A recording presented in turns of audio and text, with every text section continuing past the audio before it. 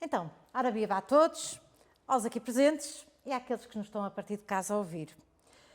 Bem-vindos ao 6º episódio deste espaço informal dedicado à reflexão sobre temas pertinentes da nossa sociedade.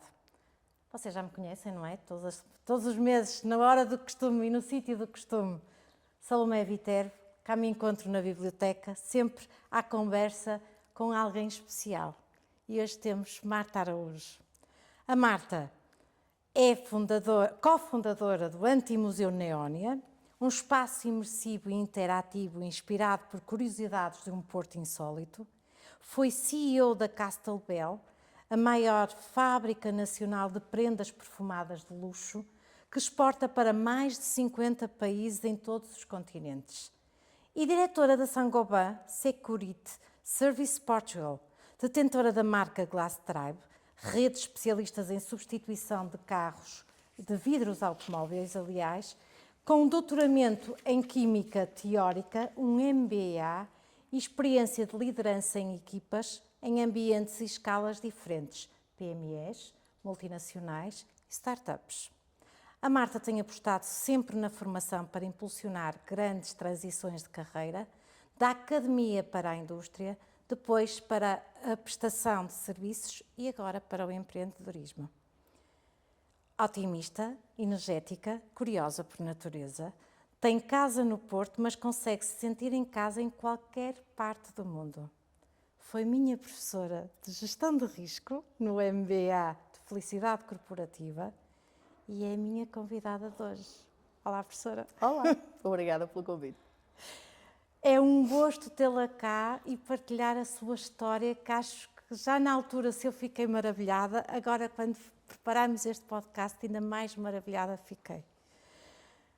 Conte-nos lá um bocadinho da sua história, de como é que começou na academia, depois doutorou-se. Fale-nos lá um bocadinho, por favor. Como é que isto aconteceu? Sim. Então, em primeiro lugar, se isto é uma conversa informal, vamos transformar isto numa conversa informal. Eu tinha como sonho ser professora e não sabia exatamente o que é que tinha que fazer para ser professora. E alguém me disse, tens que fazer é doutorar-te. Para poderes ser professora no ensino superior, tens que te doutorar. E então, foi isso que eu fui fazer. Comecei à procura de uma área onde pudesse ter, de facto, alguma saída em termos académicos. Doutorei-me em Química Teórica para chegar à conclusão de que, afinal, não tinha saída nenhuma.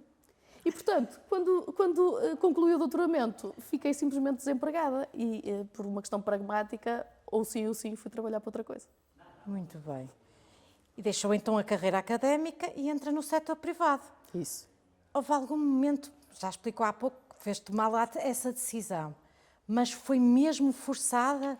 Qual foi os primeiros desafios que encontrou nesse sentido, quando efetuou essa transição?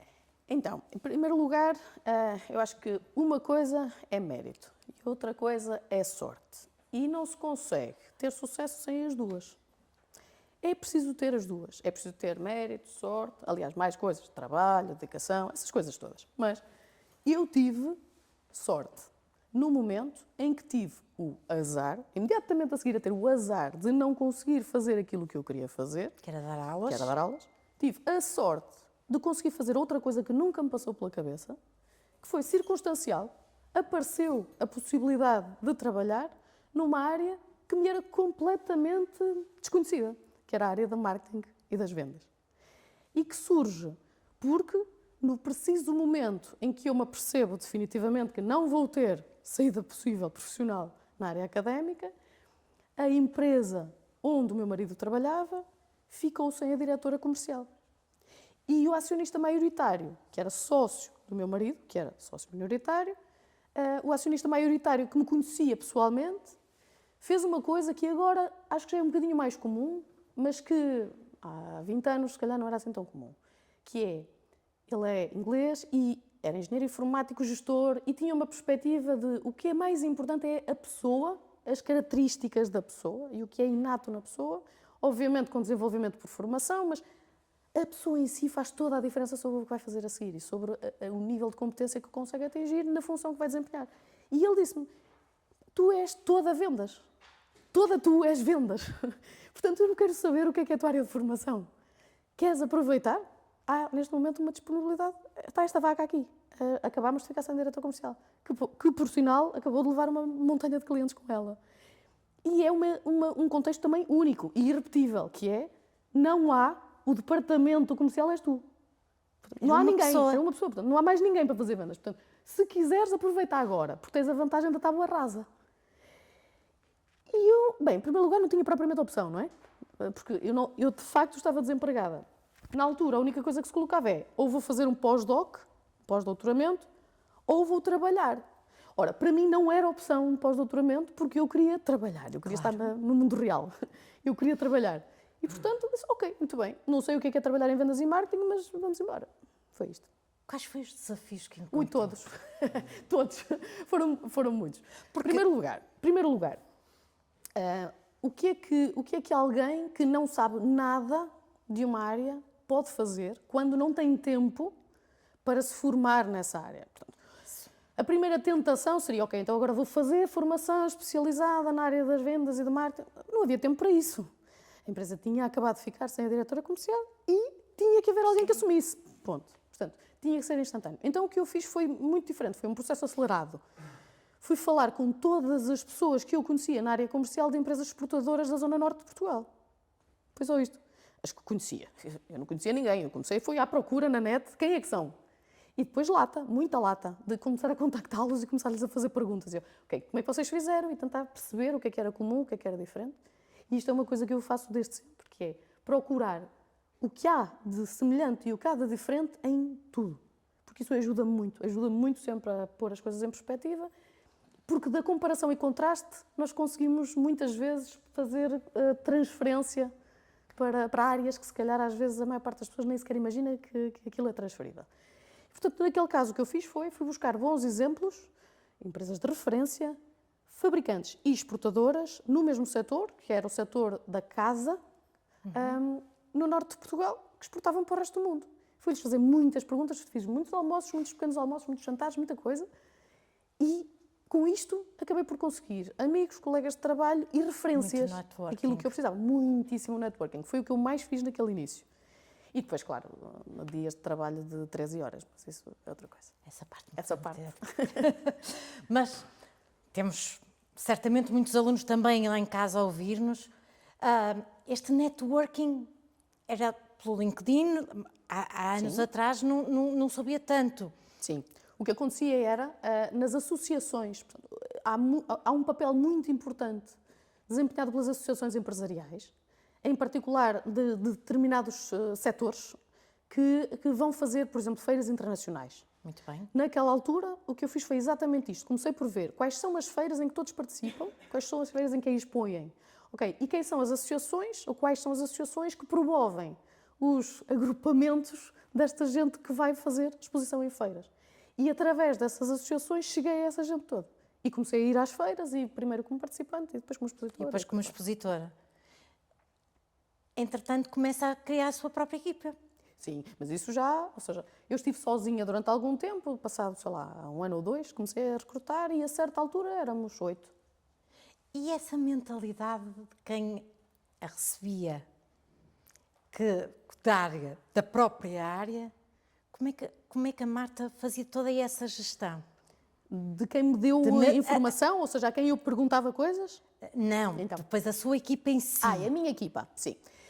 Porque depois há pessoas que têm aquela mentalidade, ela não sabe muito bem, se calhar, a minha área.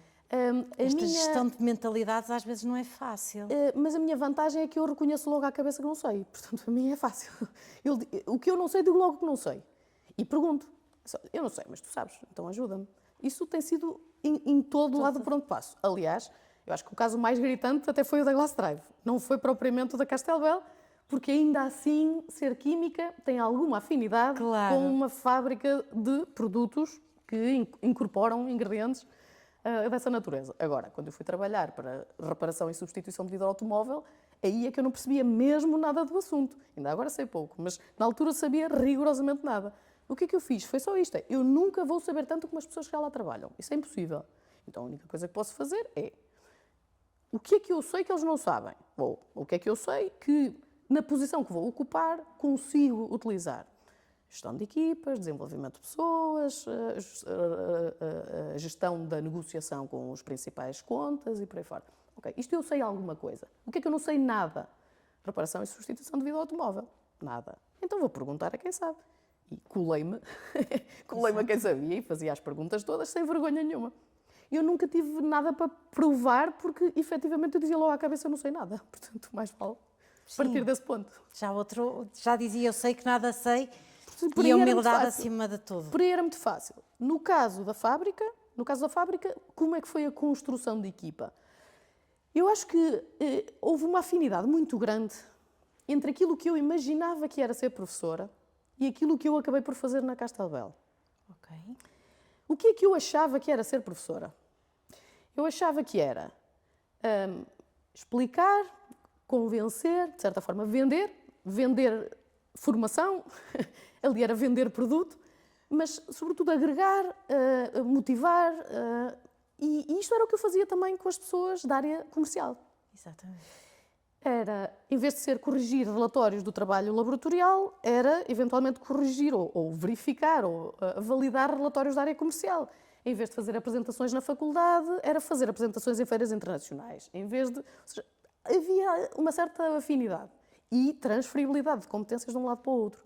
Eu acho que foi sempre mais ou menos fácil transferir aquilo que eu fui fazendo de uns lados para os outros. Portanto, de certa maneira, aquilo que eu achava que era ser professor não é assim tão diferente, ou não foi assim tão diferente daquilo que eu fui fazer enquanto coordenadora de equipa comercial. Não foi, na prática não foi. Porquê? Porque eu criei-a do zero. Porque eu desenvolvi uma equipa, eduquei-a, de certa maneira. Não é? Claro. Desenvolvia comigo. Desenvolvemos-nos todos ao mesmo tempo. E, entretanto, resolve o seu próprio negócio. Certo, mas isso já foi agora. Já foi passados uns anos, sim. E então, agora, mais recentemente, depois de já estar na tal área de vidro automóvel, aconteceu. Foi mais uma vez circunstâncias da vida. Aconteceu que eu e o meu marido, que tínhamos saído da fábrica, eu para ir trabalhar na multinacional, ele para não, encontramos uma pessoa que tinha uma ideia que nos pareceu tão genial, mas tão genial, que nós dissemos, nós temos que ser sócios desta pessoa e ajudá-lo a concretizar a visão que tem. O que é que nós trazíamos e o que é agora importante no novo projeto que temos? É que os três temos perfis totalmente diferentes, mas absolutamente complementares. Nós somos muito diferentes, mas complementares. Então, temos a ideóloga criativa, que é a Vera, que é a nossa sócia, que foi a pessoa que, no fundo, tinha a ideia, sabia exatamente o que é que queria fazer, como, muito claro, mas que lhe faltavam recursos, nomeadamente financeiros, e do desenvolvimento mais operacional, que o meu marido lhe trouxe comigo, com a área de marketing e da área de vendas. Portanto, no fundo, fazíamos uma boa equipa. O que eu não sabia é a escala que isto ia ter. Não sabia que se ia desenvolver tanto e tão depressa. E por isso eu achava que ia conseguir, assim, nos tempos livres, continuar a trabalhar na startup, mas ao mesmo tempo ser diretora-geral na Glass Drive, e afinal foi impossível. Tive que sair da Glass Drive para me dedicar a 100% ao museu. A faísca, então, para esse negócio foi mesmo abraçar uma ideia genial. Foi convicção e, sobretudo, ter a noção do momento. Para nós foi evidente que o momento era aquele. Em primeiro lugar, por uma questão de o que é o Porto, o que é hoje o Porto. Nós víamos, o Porto tem imensa capacidade de alojamento e restauração, pouquíssimo entretenimento. É verdade. As pessoas vêm para o Porto e fazem o quê? Andam na Ribeira, visitam alguns museus, e depois vão para as caves, e depois, a certa altura, já dão por elas, já estão em Aveiro, Braga, porque já não há assim muito para fazer no Porto. E então, o momento era agora, por esse lado, pela questão de boom turístico. Não é? Houve assim uma explosão do número de alojamentos e de restauração, mas não de entretenimento. Pensamos, é agora. Segundo lugar, começámos a fazer benchmarking, andámos a visitar museus interativos pelo mundo todo. E pensámos, como é que ainda não há nada disto em Portugal? Portugal já não era Porto, era Portugal. Como é que não há nada disto? Ainda não há, vai haver, não há dúvida nenhuma, porque as pessoas são as mesmas que andam por todo lado, toda a gente vê tudo e, portanto, a certa altura vai haver. Então, se é mais cedo ou mais tarde, mais vale mais cedo e mais vale sermos nós. Portanto, exatamente. Então, pensámos, ok, o momento é este. E depois, porque resolvia um problema real de mercado que nós próprios tínhamos sentido na pele, que era termos clientes estrangeiros que vinham para o Porto, traziam a família e que não sabiam o que fazer. Nós pensamos, ok, temos aqui tudo junto. E foi assim que nós achámos que estava na altura. porquê anti-museu? Porque é um ótimo desbloqueador de conversa. Porque se eu dissesse, o que é que tu fazes? Tenho um museu. Tá, mudava a conversa, não é? O que é que tu fazes? Tenho um antimuseu. O que é um antimuseu? Faz toda a diferença. Exatamente. É que toda a gente sabe o que é um museu, nem toda a gente sabe o que é um antimuseu. Quanto mais não seja naquela lógica do falem mal, mas falem de mim, que aconteceu quando alguém interpretou anti como contra, que não é real. Nós não somos contra museus, nós somos um museu. Claro. O anti é no sentido de inconvencional. Nós não somos um museu convencional. Não é? Portanto, é isto que o anti quer dizer. Mas a verdade é que, quando eu chegava a um jantar e dizia estamos a desenvolver um novo conceito de museu na cidade do Porto, estamos a fazer um anti-museu no centro do Porto. É lá, não sei o quê. Exatamente. E a partir daí começavas a falar sobre o projeto. Foi só por isto. Foi só para poder desencadear Uma manobra interesse. de marketing. Só criar interesse. Mas para criar este museu, Marta, que dificuldades encontrou? Bem, em primeiro lugar, as dificuldades que se tem quando se cria qualquer coisa. Há muitas dificuldades na criação de uma empresa, mas há algumas que são específicas de ter que ter instalações, ter que fazer obra, ter que construir. Imaginemos que eu criava uma startup de consultoria. Era eu, eventualmente outras pessoas, mas eram as pessoas num escritório de casa ou num escritório no centro da cidade, mas não era preciso propriamente licenças especiais para construção, obra, sincronização de trabalhos, nada disto. No nosso caso foi preciso tudo isto. Então eu diria que a principal dificuldade foi a concertação de todas as entidades envolvidas no projeto. A dada altura nós estávamos numa reunião de obra e tínhamos 20 pessoas na escadaria, porque havia sound designers, light designers, escultores, pintores, carpinteiros, eletricistas, estava tudo junto. Tudo okay? junto. Portanto, o puzzle, a montagem do puzzle, eu acho que foi a parte mais difícil. Porque depois, ainda por cima, acontece o que acontece sempre, acho eu, que é derrapagens. Claro. Há sempre derrapagens, porque há sempre já agoras, há sempre qualquer coisa que aparece que nós não estamos a contar, mas assim, a dificuldade principal é mesmo a conseguir conciliar todas as partes, todas as peças que estão a mexer ao mesmo tempo. Acho que esta foi a parte mais difícil. E em termos de legalização depois de espaço, de ele ser reconhecido, lá está, como museu ou anti-museu, isso foi uma dificuldade? Não, porque na verdade nós somos efetivamente um museu. Nós somos um museu, temos código de atividade de museu. Nós somos uma atividade de entretenimento turístico. É isso que nós somos. Agora, portanto, a parte formal não é essa. Acho que a dificuldade não foi essa. Claro que a grande... E nem é dificuldade, é desafio. Acho que o grande desafio aqui é tornarmos-nos aquilo que achamos que temos o direito de ser, que é uma referência turística na cidade do Porto. E é termos o apoio, que não é aquela queixinha do português do apoio financeiro, não é disso que estamos a falar. Eu não quero subsídios. Eu quero apoio em termos de reconhecimento. É que se diga assim, ora bem, este é um museu que está dedicado à cidade e às histórias, com E, da cidade do Porto. Muito bem, então, se calhar vamos ajudar a promover.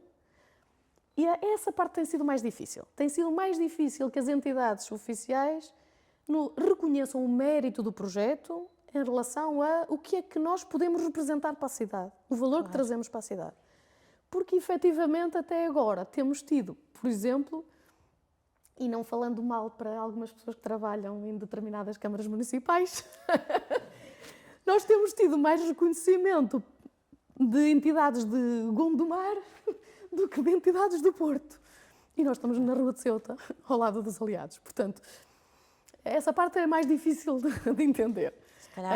Essa parte é mais difícil de entender. Mas, portanto, temos muito apoio, tivemos desde o primeiro momento, por exemplo, do Turismo de Portugal, que desde o primeiro momento disse isto é um projeto âncora para o Porto, para o Norte e para o país. Isto é um projeto muito importante para nós porque efetivamente vai trazer gente que depois vai alimentar toda a cadeia, vai alimentar os hotéis e os restaurantes e todas as pessoas que estão a trabalhar nesta área. Portanto, é importante para Porto, Norte e país. Depois, no dia-a-dia, é que há algumas dificuldades, mas estamos cá para isso. Se fosse fácil, não precisávamos de nós para nada. Exatamente, exatamente. E certamente trouxe lições dos outros locais por onde foi passando, Claro. que se aplica em pleno aqui, que deram uma ajuda enorme.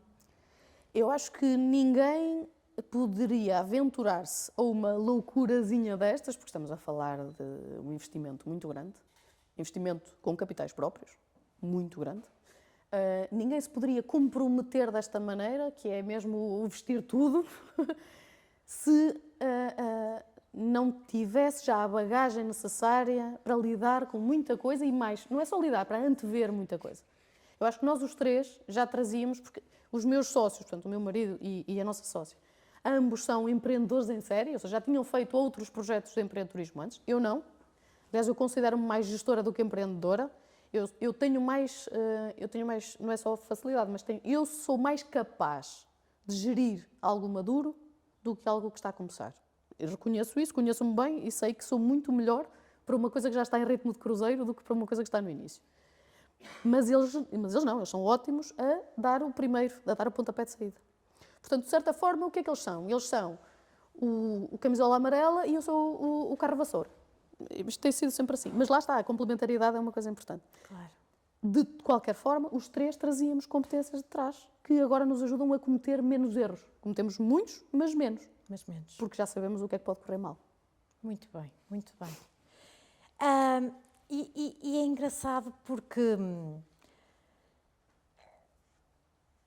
quando nos fala desse antimuseu, desperta-nos aqui um bocadinho da curiosidade. Para além das histórias do Porto, quer-nos falar um bocadinho desse projeto em si? O que é que fazer, no fundo, um bocadinho de um convite? Claro. Depois... Claro.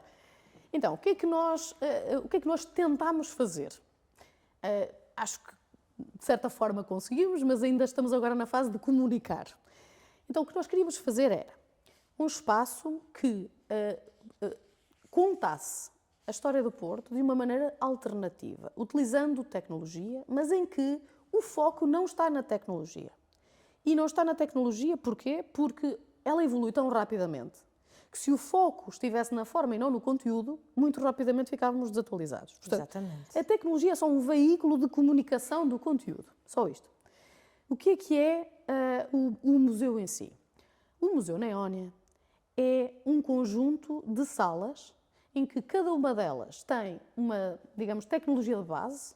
Portanto, há um grande tema, cenário, construção, que é aplicado a um episódio ou a um ícone da cidade do Porto.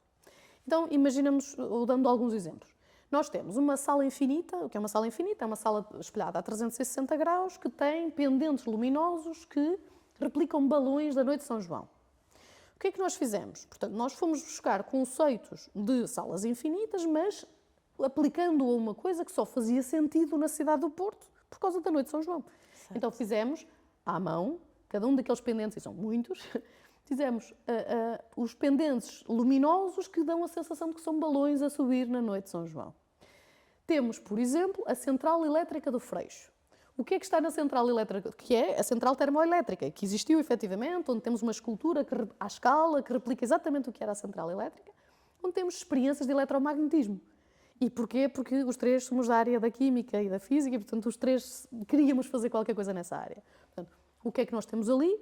Temos elementos relacionados com a história, porque temos a central elétrica do Freixo, mas depois temos coisas completamente diferentes, como bolas de plasma, uma guitarra portuguesa de lasers. Ela é invisível e as pessoas, quando passam a mão, tocam uma guitarra portuguesa. Nós temos, por exemplo, um labirinto de espelhos que a pessoa tem que percorrer para encontrar a saída e, enquanto percorre, está a andar pelas vinhas do Douro. Primeiro passa nas vinhas de dia, depois passa nas vinhas à noite e, conforme vai passando, vai-se aproximando das caves e começa a ouvir o tilintar dos copos, começa a ouvir os sons relacionados com o vinho do Porto. Portanto, cada uma daquelas salas transmite uma ideia, uma sensação, uma peça, um pedaço de história de uma maneira completamente diferente daquela que as pessoas estão habituadas. E por isso tem magia. E é adequado a todas as idades. Claro. Nós queríamos ser uma espécie de Disney nesse aspecto, que é apelar a todos. Nem tudo interessa a todos, mas há sempre alguma coisa que interessa a alguém.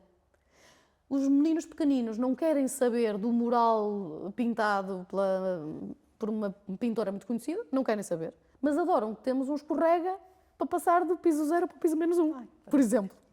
Os adultos... Para todos? Para todos. Os adultos gostam de que a entrada no escorrega seja uma escultura gigante de uma fonte que está no Jardim das Virtudes. Portanto, cada pessoa aprecia uma perspectiva diferente, mas de certa maneira aquilo acaba por agradar a todos. E apela aos 5 sentidos. Sim, temos um bocadinho de tudo. Daí eu ter dito, tínhamos light designers, sound designers, tínhamos um bocadinho de tudo. Então, a perspectiva artística ali é 360 graus. A ideia é termos uma experiência. Entra-se na Neon e entra-se num mundo paralelo. É um mundo de fantasia. Não se está no mundo real. Então, sente-se, cheira-se. Por exemplo, temos o Café Imperial, que é uma réplica do que hoje em dia é o McDonald's. O McDonald's Imperial. Temos com a águia imperial, com aquele vitral característico, mas que, por exemplo, quando se entra, tem o cheiro a café. Quando se está no mercado do Bolhão, onde temos as banquinhas da fruta, tem cheiro de fruta. Portanto, o cheiro faz diferença o som, faz diferença um pouco e o toque. Nós tivemos a preocupação de construir cenário como se estivesse a entrar num estúdio de cinema, em que as pessoas interagem com aquilo que está em exposição. Por isso é que é um museu interativo. Espetacular. Espetacular. Na sua opinião, o que é que este país precisava para, e sem querer entrar em políticas, Não, eu não me meto nisso. às vezes acreditar mais em projetos deste género? Eu acho que é preciso também é preciso quem se mete nisto que o faça pelas razões certas. Claro. Nós, se tivéssemos a preocupação, por exemplo, de ganhar dinheiro rapidamente, se a nossa preocupação principal não fosse fazer algo de referência para a nossa cidade e que nós queremos sentir-nos orgulhosos de, mais do que outra coisa qualquer, eu acho que seria muito difícil termos metido nisto. Não se faz um projeto destes se a pessoa não tiver uma motivação muito forte que é intrínseca, que é, de certa maneira, contribuir para o meio que temos à nossa volta. E aí, eu se calhar dou um exemplo que me emocionou até. Há muita gente da cidade do Porto que, até sem ir visitar, já nos aconteceu, isto, redes sociais são assim, sem visitar, comenta coisas como isto é uma armadilha para turistas, isto é demasiado caro, este tipo de comentários. Os haters. Enfim, os haters, exato. E nessa altura, na mesma altura em que nós começámos a receber comentários destes, recebemos um e-mail de um professor do Caltech, reformado, que veio viver para o Porto. Ele é americano. Ele era médico, que entretanto doutorou-se em robótica e começou a dar aulas no Caltech. E entretanto reformou-se e veio viver para o Porto. Portanto, como muitos americanos que agora vivem em Portugal. Veio viver para cá e um dia mandou-nos um e-mail a dizer assim: eu acho que acabei de encontrar o meu povo. I think I just found my people. Isto era o e-mail dele. E agradeço-vos por estarem a fazer isto pela cidade do Porto. Porque agora a cidade do Porto é a minha cidade e, portanto, eu agradeço-vos por estarem a fazer isto. Porque, de certa maneira, ele percebeu que o nosso objetivo não era propriamente vamos fazer aqui uma coisa comercial e a ideia é ganhar dinheiro. Não era isto. Era uma coisa completamente diferente. E agora, respondendo à pergunta concreta. O que é que Portugal precisava para ter mais gente a incentivar? Eu acho que, em primeiro lugar, é difícil, e dando o benefício da dúvida, é difícil quando não há nada igual. Muitas vezes é difícil perceber do que é que nós estamos a falar. Isto foi a primeira. Portanto, logo no início do projeto, enquanto ainda não era físico, palpável, era difícil para quem estava do lado de lá perceber do que é que nós estávamos a falar. Okay. Agora que já existe, eu limito-me a dizer assim, visitem, vão lá ver. E depois já podem criticar, ou, espero eu, já podem dizer, sim, realmente vale a pena. E nessa altura, se calhar, podem se incentivar a fazer outras coisas do género. E, sinceramente, tomara eu que o Porto e Portugal tivessem muitas coisas assim, que nos tornássemos um hub de entretenimento. Quanto mais houver, melhor. Tomara eu que o Porto se transformasse ele todo na rua da picaria do entretenimento, em vez de ser da carpintaria e do artesanato. A famosa rua da picaria que estava em vez sempre de ser cheia dos móveis, não é? Exatamente, Pronto, com aquele cheirinho então, característico. que a partir de agora a cidade do Porto seja uma cidade de entretenimento viva, que atraia muita gente, que traga gente da Galiza, por exemplo. Isso para nós era excelente, para todos. O Neónia vai para Lisboa qualquer dia?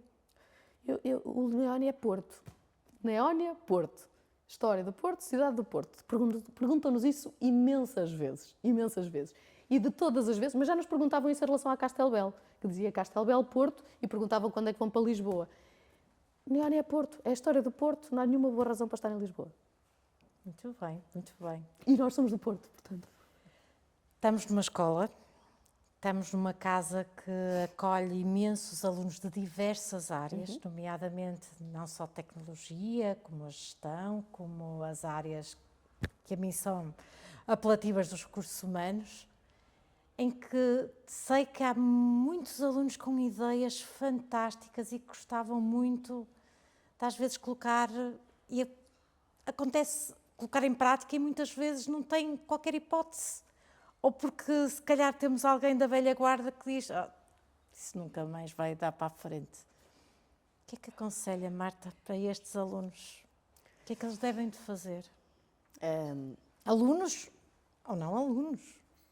Eu não sou boa para aconselhar ninguém, porque mais uma vez tenho que andar para trás e dizer porque eu tive a sorte de estar no sítio certo, à hora certa, com as pessoas certas. Mas se calhar a única coisa que está ao alcance de todos é tentarem, o mais possível, rodear-se das pessoas certas. E não ter vergonha de falar com outros. Eu acho que é muito importante falar. Aproximarem-se, procurar. Já não falo em mentoria, porque a mentoria implica muita coisa. Mas falar, abordar. Há muita gente que está no LinkedIn, por exemplo, que é muito mais fácil chegar a um CEO e obter uma resposta imediata do que às vezes chegar ao diretor de recursos humanos e obter uma resposta imediata. Portanto, têm curiosidade em falar com alguém, querem saber como é, perguntem diretamente, convidem para tomar um pequeno almoço. A pior coisa que pode acontecer é nada. A pior coisa que pode acontecer é dizerem que não. Portanto, acho que ter lata é bom. Tentarem o mais possível. É o seu conselho? Sim, é arriscar, porque... E aquele receio, às vezes falo com alguns colegas daqui da escola, etc. Se alguém fica com esta ideia, quer dizer, houve a minha ideia e depois... Uma ideia, se não for posta em prática, é só um sonho. Não serve para nada, não é? Portanto, ou é para pôr em prática ou não é. E a pessoa só tem que ser realista o suficiente para conseguir perceber. Eu consigo sozinha fazê-la ou não? Se eu não consigo sozinha, vou ter que procurar alguém. Corro riscos, claro, mas se não é execuível de outra maneira... Muito bem, muito bem. O que é que acha que vai acontecer a estes próximos gestores, a estes próximos anos? O que é que vai acontecer? O que é que estima? Que pergunta deste tamanho. Essa pergunta é deste tamanho. O que é que vai acontecer? Como? Em relação a quê? Em relação a o que é a tendência atual? O que é que... Sim. Acho que estamos a falar cada vez mais de competências pessoais, não é? Porque para máquinas, há máquinas. Claro. Portanto, acho que tudo aquilo... Se calhar dou um exemplo, acho que é mais fácil ilustrar com exemplos. O meu marido tem zero memória de médio e longo prazo. Zero. É uma pessoa que vive no futuro, só olha para a frente, não se lembra de nada do que aconteceu anteontem. Máximo ontem. Portanto, essa pessoa, para uma pessoa assim, já não está mal. Para uma pessoa assim, o que foi a melhor coisa que aconteceu? Google. E agora, ChatGPT. É a melhor coisa que já lhe aconteceu. Okay? Porque ele não precisa de se lembrar de nada, porque ele pergunta. Na verdade, isto é o que vai acontecer, e já está a acontecer com todos. Portanto, nós todos temos acesso, nós todos vivemos num exame com consulta. Hoje, nós vivemos num exame com consulta. Nós conseguimos chegar ao que nós quisermos. A diferença está em saber consultar. Exatamente. Toda a gente sabe consultar e usar e perguntar, fazer as perguntas certas. É que se não sabe, é essa competência que tem que desenvolver. Tem que desenvolver a competência de falar e interagir. Falar com o computador, isso toda a gente faz, isso é a mesma linha de base, não é? Claro. Falar com pessoas é um bocadinho diferente de falar com computadores. Exatamente. Portanto, alguém que queira gerir equipas tem que saber falar com pessoas. Mas um gestor também não é ninguém se não tiver apoio da máquina. Portanto, tem que saber trabalhar com a máquina e tem que saber lidar com pessoas. É isto. Fantástico. Acho. Dá mais que explicada. E lá está, eu perguntava e projetos futuros? Pode-nos desvendar assim um bocadinho? Já aconteceu tanta coisa que nunca me passou pela cabeça que iria acontecer, que eu agora já não faço previsões. Eu já não faço previsões. Agora é... Só no fim do jogo? Não, previsões só no fim do jogo. Mas há coisas que eu tenho... Há coisas que para mim são muito claras. Eu sempre soube o que é que queria fazer e onde é que queria chegar. Não é nem como lá chegar, nem nada disto, mas aonde. Então, o que eu tenho estado a fazer é a preparar-me para se um dia esse comboio passar, eu tenho bilhete para entrar. É só isto. Ao longo do tempo, eu tenho-me estado a preparar para agarrar a oportunidade certa. E agora falo concretamente da área académica. Já desisti há muito tempo, por razões óbvias, de ser professor na área das ciências, há muito tempo. Mas o facto é que tenho conseguido, ao longo do tempo, ser professora noutras áreas, Sim. nomeadamente E na gestão. Sim. Obrigada. Não é por ter sido minha professora, mas gostei muito da sua cadeira.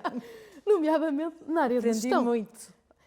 E o que é que eu tenho estado a fazer agora? Tenho estado a preparar-me o mais possível e a diversificar o mais possível nisso, para conseguir cada vez mais abraçar desafios diferentes. Semana passada estive a dar aulas na Polónia, tenho dado aulas aqui em várias escolas, umas privadas, outras públicas, umas de MBA, outras de pós-graduação, e o meu objetivo é para me divertir, porque isto satisfaz-me, é uma questão de satisfação pessoal, não é outra coisa. Eu quero estar preparada para o momento em que a oportunidade aparecer, poder agarrá-la. Isso é espetacular. E se na altura, e a Marta sabe que na altura eu fiquei maravilhada com as suas palavras e aprendi muito. É verdade, não é por estarmos aqui neste podcast hoje a falar, mas o seu exemplo sempre me inspirou pela força de vontade e pela resiliência, porque de facto, quando nós chamamos que esta seria uma história que nos ia inspirar, a mim inspirou-me muito na altura quando partilhou comigo, e por isso é que fiz gosto que fosse uma das nossas convidadas para este projeto, porque a resiliência, a humildade que tem, este otimismo de acreditar no outro e em si acima de tudo, é algo que eu gostava que falasse para os jovens que nos ouçam, que nos estão a ouvir e que eles, o que é que eles precisam de fazer? Para eles, muitas vezes duvidam tanto deles, andam cheios aí de dúvidas existenciais, cheias de stresses, que só pensam muitas vezes que as empresas só olham para as notas. Olham? Ai, isso é tão... Eu acho que eu tenho uma vantagem muito grande agora, que é ter um filho com 19 anos. Eu vejo agora, eu lido com ele e eu tento estimular nele tudo aquilo que eu não fiz quando tinha a mesma idade que ele tem.